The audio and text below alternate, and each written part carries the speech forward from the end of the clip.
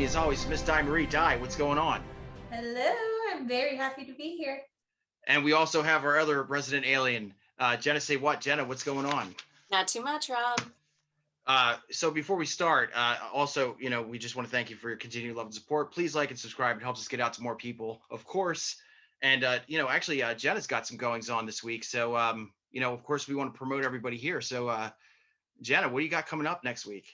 Whoa, do I have so much going on next week. So next week I will be at Raleigh SuperCon. So by the time that you are watching this, that means that the con is starting to happen. So, well, it's actually a couple of days away from happening. I keep forgetting that's a Tuesday, not Thursday that we do this. But yeah, so I'm going to be doing 5 panels at GalaxyCon. The first one is basically a TikTok 101. That's on that Thursday. Also that Thursday night. I don't know times, so you'll have to go to my Instagram, which has that, which is Jenna_say_what. And then that's my app. But yes, so then I'm also doing a let's get spooky on Friday night, like late night. I think it's 9:30. I'm doing a cosplay 101 panel. Like there's so much. Oh my gosh, it's just there's so much that I have to prepare for. So I'm a little frazzled. So basically, you're like the lead guest cosplayer. I'm not a guest. Panels. I'm not a guest. However, I have good rapport with GalaxyCon, and I got fast tracked with my 5 panels because I've done them before. The only newest one is the TikTok one, which obviously I just got recently started in it about a year into it. But yeah, so it's a lot. 5 panels, it's a lot, from wigs to body paint to TikTok, cosplay, the whole 9 yards. So I'm going to be teaching a lot. So guys, if you're at the GalaxyCon, come check out one of the Pop Jedi Order doing her thing. One of the best cosplayers in the business for my money. And obviously we'll get into this later, but Di actually is going to be working on a zombie film pretty soon. So that's really awesome. These women are made for greatness. So before we get into our main topic, we're going to get into Top Jedi. So quite a bit of news this week, not as much as there usually is. But Jenna, what's going on in Top Jedi this week? So I'm really excited about this one. Clerks 3 is coming out. I have been a fan of Clerks ever since it first came out. Definitely top movie choice of mine. So it seems that all the cast is coming back. We also have Kevin Smith coming back as Silent Bob, and I'm freaking out. I'm so excited. It seems that we are getting kind of a rough idea of what the movie is going to be about, which is the characters are reaching middle age. Mm-hmm. A certain someone has a heart attack. And they are filming back in New Jersey now. So they're kind of going back into their roots. And yeah, I'm really stoked about it. Diana, what's next in Top Jedi? This is something you're really excited about. Personally, yes. I did not play this game series, but I have a lot of respect for it, obviously. But what's next in Top Jedi? So EA Games just announced that Dead Space, one of my favorite games of all time, is being remade. We don't have a release date for it yet, but we did get a short little trailer. We got a little glimpse of Isaac breathing. We saw a quick glimpse of the Necromorphs and the USG Ishimura. So we also got a little teaser at the end where it said to cut off the limbs. So if you guys haven't played this game, it's absolutely brutal. What we do know is that they're going to improve the story, characters, and gameplay mechanics. So this is going to be available on PS5, Xbox, and PC. Again, we don't know when it's going to be released, but I'm so excited about this game. So next to Top Jedi news, actually, this is something that I am personally excited about. But they dropped the official main Dune trailer today. And, all I have to say is, this is, it's so weird because when I was a kid, I was actually a fan of David Lynch's Dune. I had no idea what the hell it was about. But like, I was just into it because it was sci-fi. And so I actually, because we didn't have a ton of money, like I would actually mix and match figures, Dune figures, because they were really cheap because the movie didn't do very well, and Star Wars and stuff. And then when I got older, of course, I got into the book series, by Frank Herbert. And, this, I'm really hoping that this is a blockbuster for Denis Villeneuve and the entire cast, because I think this world is just as rich and lush, politically charged, family oriented, epic. Just, there's so much, world building that you can do with this, with these stories. And, I know we're, Pop Jedi, and, we are big Star Wars fans here, but, you cannot sit there and say that George Lucas didn't lift a lot of stuff from Frank Herbert in the first place to create Star Wars. You know what I mean? So this is a major, major event, because this is just like one of the most important books of all time in the sci-fi world. And I was just absolutely blown away by it. It looks fantastic. We're finally seeing Stellan Skarsgård as Baron Harkonnen for the first time. And just seeing, what that particular chapter is going to be. It's just wonderful. I can't wait till it actually comes out on October 22nd, theatrically, and I believe on HBO Max as well, if that, deal is still going that way.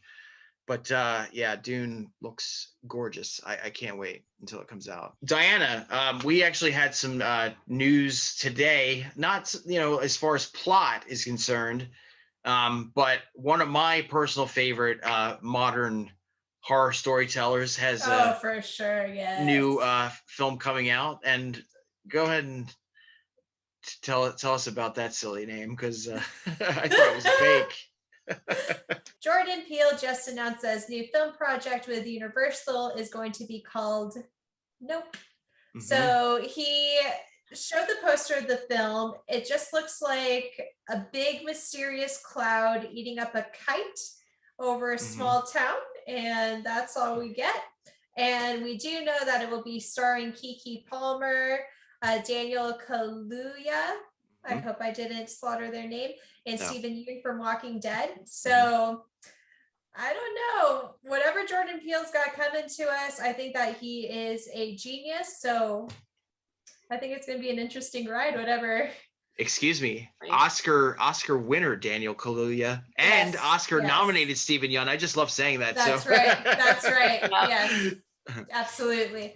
Next in Top Jedi, speaking of artistic freedom, Zack Snyder and Deborah Snyder and their production company Stone Quarry finally, it seems, get to break off the shackles of DC and signed a very major first look deal with Netflix, which not only includes his latest sci-fi thriller that he's going to do called Rebel Moon, he's also doing a sequel to Army of the Dead. And that's guaranteed. So basically the deal, what it does is gives Deborah and Zach the freedom to world build however they choose. If they want to, branch off and do animated stuff, they want to do, prequel stuff, they absolutely have the freedom to do so. Yay, and give us the romance. And, it's just, as a fan of this guy and, and especially Diane myself, even starting Pop Jedi, we've championed Zach for quite some time. And it's just really nice and refreshing to see this guy in a position where he's being respected, for the first time, it seems. And it seems like, Netflix is absolutely the home for him, where he can actually just spread his wings and do whatever he wants artistically. And it's beautiful. I love seeing that. Last but not least, there is actually another great horror trailer that came out this week. And this is, even, for me, there was one frame that came out. It was literally a still, and it just looks so, just so just like the colors reminded me of old Italian horror like Dario Argento and Bava. I was just blown away. And I'm also, just a huge fan of James Wan. And I'm just honored, that, like there were a few moments in my life where I actually got to talk to him because, if there's anybody that's down to earth, it's James Wan. James Wan is like Mr. Blockbuster billionaire, and he'll talk to anybody as far as, like out in the fandom, out in the world. He's such a great guy and just such a wonderful visionary. But what's next in Top Jedi? So the trailer for Malignant just dropped, and this is going to be by James Wan. This will be released on September 10th of this year. Mm-hmm. So basically, this movie takes place at my old stomping grounds in Seattle. This woman experiences visions of murders as they happen. So from what we gather in the trailer, she had a childhood friend named Gabriel, who is also the devil, I guess. Yeah, which is my son's name, so that's pretty cool. Right? Interesting. And this is going to be starring Annabelle Wallis, Jake Abel, and George Young, to name a few. But this just looks like a really creepy movie. And the fact that the devil can talk on the phone, like, okay, next level. But yeah, I'm really excited. This is going to be rated R for gruesome images and horror violence. So yeah, well, James Wan even said on his social media yesterday, he said, guys, I don't even know how to even describe the plot of this movie. Mm-hmm. He said, I just wanted to do something that, that's that kind of like, is based on the contemporaries that inspired me, before I go off and, do Aquaman 2 of all things. Like, yeah, I mean, come on. So the fact that he's doing this, the fact that he's doing horror at all, because, like James didn't direct the last Conjuring, is always a gift, when these horror directors end up, deciding, like, I'm just going to produce this one. I'm not going to, stand in front of the camera. So, this is just amazing. This is great, like all across the board. And I'm really loving just how this particular movie looks, and then of course, we've got Last Night in Soho, which also has this kind of, very giallo feel to it as well. I love where horror is going this year. Mm-hmm. Absolutely love it. We've got so much going on. Before we get into our Harley Quinn and our Suicide Squad episodes, we are getting back into comic book territory, but we did want to focus on a film that's really celebrating a major milestone right now. 35 years is just a huge amount of time for a film to have as much longevity as it does. Because honestly, when it comes to Aliens from 1986, it feels like it was just put out yesterday. Yeah. I see people quoting it every day to this very day. And it's so beloved and cherished, and like it doesn't feel dated at all. No, it's what I mean? It's like Indiana Jones. Like that movie was so ahead of its time when it came out, and it still holds up to this day. It was me the whole time. Welcome back. Oh, thank you. So, this is, this film is fascinating in so many ways because, this is in a time period when James Cameron only had one hit under his belt before he made Terminator a hit, which was really like low budget, for its time period. Yeah, it really was. He was in, he's from the school of Roger Corman, so he's doing, films like Piranha 2 and, this and that. So, to have this major blockbuster under his belt, and to shoulder that responsibility so well, as little amount of time that he had, as a filmmaker is just remarkable. And then of course, Gale Ann Hurd, who, became a super producer, like producing The Walking Dead and all of this stuff, they were like this power couple at the time. So they had everything to do with the creation of this film that is like leaps and bounds different from Alien, which was, basically like your, haunted house and space movie. Yeah. This had elements of, inflections of the Vietnam War. He, derived some stuff from Starship Troopers. And what's really interesting about this film is that there was this maternal through line throughout. You know what I mean? Like, this is like, you could call this a Mother's Day movie for sure. Mm-hmm. There's a lot of mother figure stuff within. Yep. But like I said, I mean, this is a film that it just never feels like it ever like went away in 35 years. So I mean, it's very special to me in so many ways, but I want to get to you guys. So, Di, I know you're a fan, but like, what does this particular film like mean to you as a film fan? So, as I've mentioned to you guys in the past, I am a massive horror fan. Besides Tales from the Crypt, Aliens was one of those movies that really influenced what I ended up liking now. So like sci-fi and horror are like the two biggest influences as a kid. The fact that this movie had so many strong female characters, that was always really special to me, especially the character Vasquez. Having a woman of color and the fact that she was such a hard badass, I always loved that. Just seeing the evolution of Ripley and getting to see more of like the aliens and the xenomorphs and the face huggers and what makes them tick and their defense mechanisms. It's just such an amazing movie, and there's so many one-liners that are still used today. Like, yeah, I don't know. Like, we'll deep dive into it. There's just so much about this movie. Yeah, I actually just I dropped a line from Aliens at work the other day, and it's just basically like I was telling somebody how to do something, and I just said hey, but don't worry, this isn't like an engagement or anything. Yeah. So like this film like constantly seeps in my head all the time. It just speaks so well to not only its legacy, but again, its longevity. It's absolutely incredible. How bankable Xenomorphs are, still are. Marvel has a comic book line now, and we're about to get Xenomorphs on FX, with a series.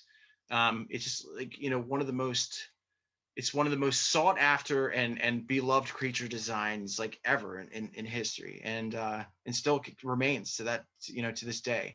For me, this is a film that I saw when I was young, because my mom, was a single mom, and she used to rent me movies and stuff, and like it was the 80s, so parents didn't care. What's interesting is I even though I loved Sigourney Weaver as Ellen Ripley, that was not the person that I connected to first in this movie. It was actually Corporal Dwayne Hicks, played by Michael Biehn. Yes. And I thought that Michael Biehn was a soldier, like in real life when I was a kid, and because of Terminator and because of Aliens, and I got to tell him this. We had a little bit of a kinship earlier on in my career and stuff, which was wild. That was one of the first icons that I really got to befriend and get to know, and it was kind of surreal. But yeah, Corporal Dwayne Hicks was it for me. And this is one of those films that really just has this cadre of just supremely underrated performers, like Biehn, like Lance Henriksen, and Bill Paxton. Like, even though he's done some really amazing stuff, like HBO's like Big Love, and he's another one that really kind of slipped through the cracks when it came to like becoming just the giant that he should have always been, I guess. You know what I mean? Like sort of like Bruce Campbell. When I look at Bruce Campbell, it's just like, that guy should be an A-lister. Why is he not an A-lister? It doesn't make any sense. But yeah, like I really I got to befriend a couple of these guys, and throughout my career, and this movie just means so much to me, Mhm. just, from that angle, but also just, from the angle of, just being, a fan of sci-fi horror ever since I was young, you know what I mean? Yeah. So, like you die, like we could definitely connect in that regard because, sci-fi and horror for me is just like chocolate and peanut butter. It's just the best. Actually, I wanted to ask you guys, even if you're not a fan of Sigourney Weaver's character, Ellen Ripley, to many, not even just, not even women, but, just everybody, to a lot of people, she's probably one of the most important heroines in horror, sci-fi. Oh yeah. Yeah. I agree with that. Yeah. So do you feel like that she had an impact on you as a woman watching horror films?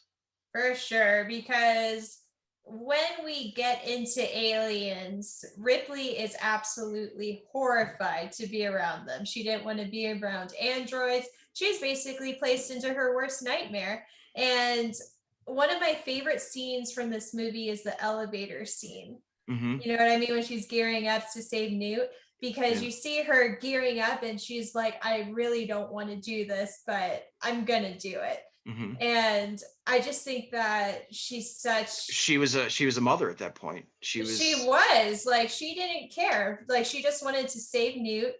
She confronted her worst fears and got the job done, no matter what could have happened. Like, she's a very iconic character. Yeah. What are your thoughts on Ellen Ripley, Jenna? I didn't care for her as a kid watching it, but like now as an adult, I'm like, man, she's overcome a lot. Like it also is nice to see and kind of go back in and revisit these, because like it's during a time period that wasn't very girl power. There wasn't a lot of like strong, like super strong female characters. They were more hypersexualized and things like that, and there were times that she was kind of sexualized. Oh yeah. But I feel like it was a lot less than what it when she did Ghostbusters, she was a total sex pot when she yeah. And so I feel like they kind of did that a little bit more justice, where she was feminine but very, very tough, and it made sense, and it was nice and refreshing to go back in and like revisit it and see that like it wasn't just always sexism in films with like strong female characters. Yeah, but the other thing too, that I recall is that this particular character, her sexuality, her like her like her being a woman was never in question. No. Never came into question, was never really part of the plot. Yeah. What's interesting is when she was cast for Alien, when she was a young actress, she actually took the role from a man. Like, it was supposed to be a male driven I had film. No idea. The original? Yeah. What? I had no idea. Yeah. So, what they did was they made, Ripley, like they kind of shadowed, what the male counterpart was supposed to be and placed it in, into her. And I guess, her energy and what she brought to the table also, like kind of expanded on what they wanted to do in terms of the character. So it was just like this perfect blend. But yeah, her sexuality, or her womanhood was never in question. And that, I think that's what I love about it the most. There was nothing ham-handed about it, and there was nothing preachy about it. It was just, like you were just watching a character's, arc continue, and it wasn't because like, oh, she's a woman and she's strong and this and that. It was just, you just love the journey of Ellen Ripley. I think one of my favorite characters, in the whole of the group would actually be Newt herself. I think honestly, there's a lot of, like I love the kids from Stranger Things, and like there's kids from the 80s, but I personally, I think for my money, she's one of the best kid characters that there's ever been, I think. Just because of her strength and because of her tenacity, and Yeah. and really honestly, like, when he like is like acting like a pussy and going like, why don't you put her in charge? She probably could. Oh no, for sure. She was telling them they come out at night. She didn't seem scared at all. Maybe she was scared, but she put on a tough face when she needed to. They mostly come out at night, mostly. Right. I was like, okay. No, she was amazing. Carrie Henn, who played Newt, she was not known for her acting. James Cameron has this knack for finding these kids that didn't go to acting school. I think Eddie Furlong he found on like in some arcade or something, when he's trying to cast Terminator 2. Eddie Furlong had no acting catalog before that whatsoever.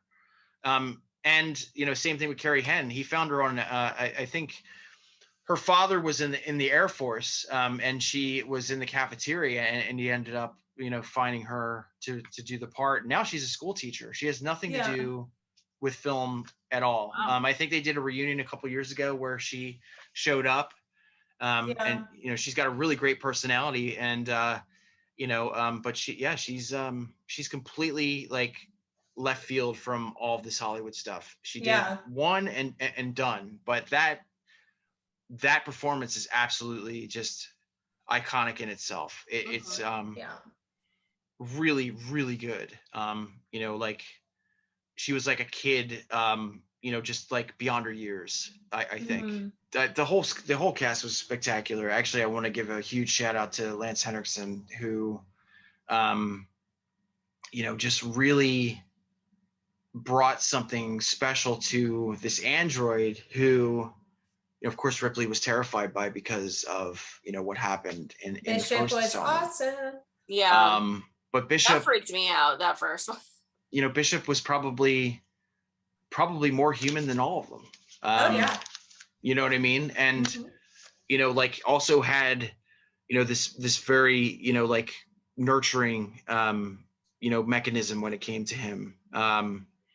And it's such a he wasn't chewing up the scenery at all. He was just like really just bringing something unique to what you usually see from robots in film. And and he was so human that like I mean that was kind of like that was the shocker when he got ripped apart and you're like, oh, he's an android, holy crap. That was a tragic scene. Yeah, it's really hard to watch. Interesting side note, Lance Henriksen, when I was doing a podcast years ago, he was somebody that I wanted to talk to on my anniversary episode. He ended up writing a book based on his life and career called Not Bad for a Human. So I was able to get him, and so I had him on the show, and Lance, he came on and he was just Lance, and we were on Thursday night by the time Lance was on.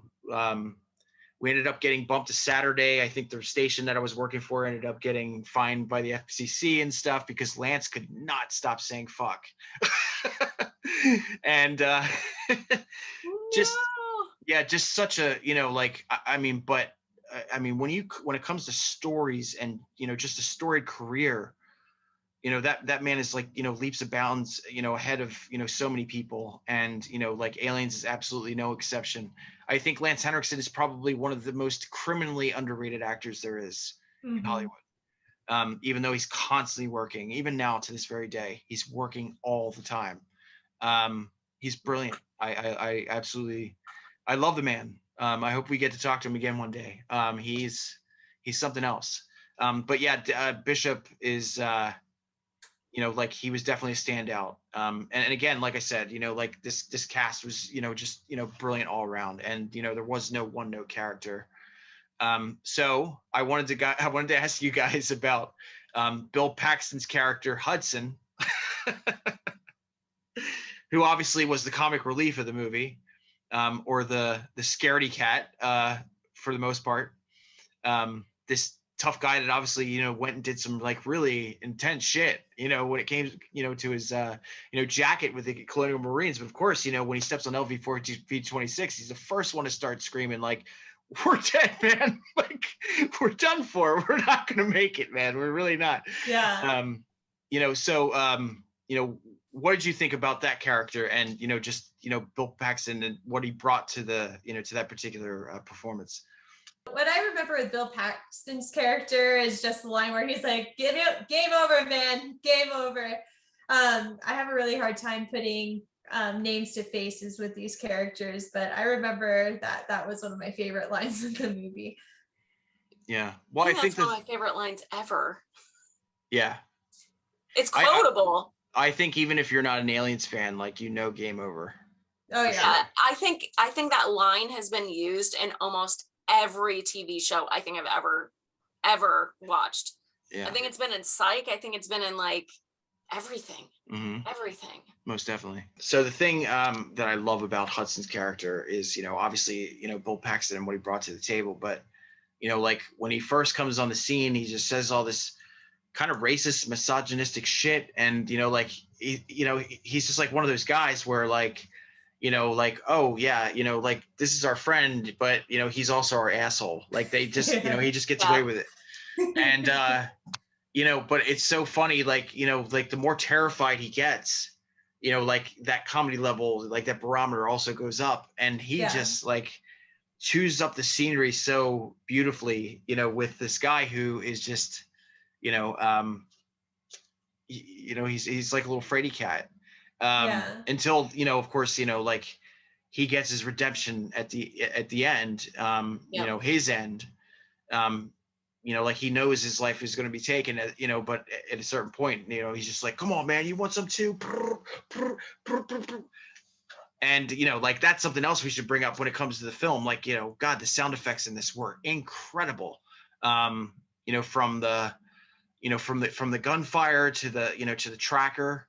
That's one noise that always stuck with me ever since I was a little kid, the tracker noise that just goes beep, beep, beep, beep, yes. Because they're coming. You know what I mean? Like, where are they? Like they're either in the ceiling or, like in the floors. It's creepy. It just makes your skin crawl, because it's just like, it's getting ready to happen. You're like, oh, I don't like it. Yeah. You kind of feel claustrophobic watching. Yes. Yeah. Yes. Yes. Yeah. So, I mean, it goes without saying that, Bill Paxton, it was just just a memorable guy and just a wonderful actor. And, this is, one of those, characterizations that, like, we're still quoting and talking about to this day. Yeah. So, I wanted to ask you guys, when it comes to this, particular film as a whole, like, do you think that it actually, like deserves the longevity, and the love that it deserves, when it comes to fandom? Yeah, I think that this movie was really ahead of its time when it was released. Some of the makeup effects are a little dated from when you watch it, but at the same time, the way that it molded the horror sci-fi genre as a whole, it's just such an influential movie. Just the storytelling, the action, the music, the color scheme of the film, just everything about it is perfect, I think. So yeah. What are your thoughts on the film as a whole in terms of its legacy? Do you think it deserves it? Or I think so. It seems very timeless and classic, but it's also, I feel like the reason it sticks around as long as it does is because like it's such a nostalgia film. Oh, like yeah. So many people grew up with it, so many people like resonate with it because it is a part of their like their teenage years or their their childhood. So I feel like it just has that quality to it where it's sometimes people's comfort films. Like I feel like that's kind of one of these films, is that it's that comfort film where it's like, wow, this is what I grew up with and I really enjoy it. And I mean, now at this point, it's going to be sticking around forever because of the fact that you know, it's quoted so often. Also, it's a quotable movie. Yeah. So yeah. Well, I think the other thing too, I mean, from the day it came out, I mean, this thing was in comic book form, in novel form, in, you know, like toy form. It never went away. That story and, you know, that world just built and built and built over the decades. Yeah. And it was never ending. It was unstoppable. You know, so, you know, like other films from the 80s that don't necessarily have all that, you know, like other IP attached to it, you know, like, yeah, that, you know, they are technically, you know, like I would, you know, for lack of a better word, say they're more nostalgic than say this film, because this film just, you know, coasted on this, you know, universe that was built, you know, from, from 1986 to 2021. It was never ending, nonstop. You know, when it comes to creation and, you know, different ideas, different films, you know, this and that. And again, you know, I think a lot of it has to do with, you know, just, you know, like HR Giger's design. It's Yeah. it's remarkable. And Yeah. you know, like there's no other, you know, there's a lot of carbon copies out there, but there's never going to be an alien quite like the Xenomorph. Yeah. It I just feel stands like the the test of time. Xenomorph is so disgusting yet Mhm. so beautiful. It's Oh like yeah. such a nice dichotomy of like beauty and just gross. It's just one of those films that, you know, just feels like it just came out yesterday. And you know, that's, you know, why, you know, like I thought we should talk about it today, because, you know, even at 35 years old, which is quite some time, you know, it just, I don't know, it just, it still feels like it deserves to be here. And it feels like, you know, even if you watch it now, it's, I don't know, it doesn't feel like a time capsule. Next week, again, we're going to be focusing on comic book world again, starting off with an analysis of one Harley Quinn, which we're all really excited about because we're all huge fans of Harley. We're going to talk about, you know, why we love her so much, a little bit of her history, you know, why we're all excited about the Suicide Squad, which is like, you know, just knocking on the door, 2 weeks. Really, really excited for that. I just have a smile on my face that we're talking about Harley Quinn finally. Yeah. Like really, really getting into that character.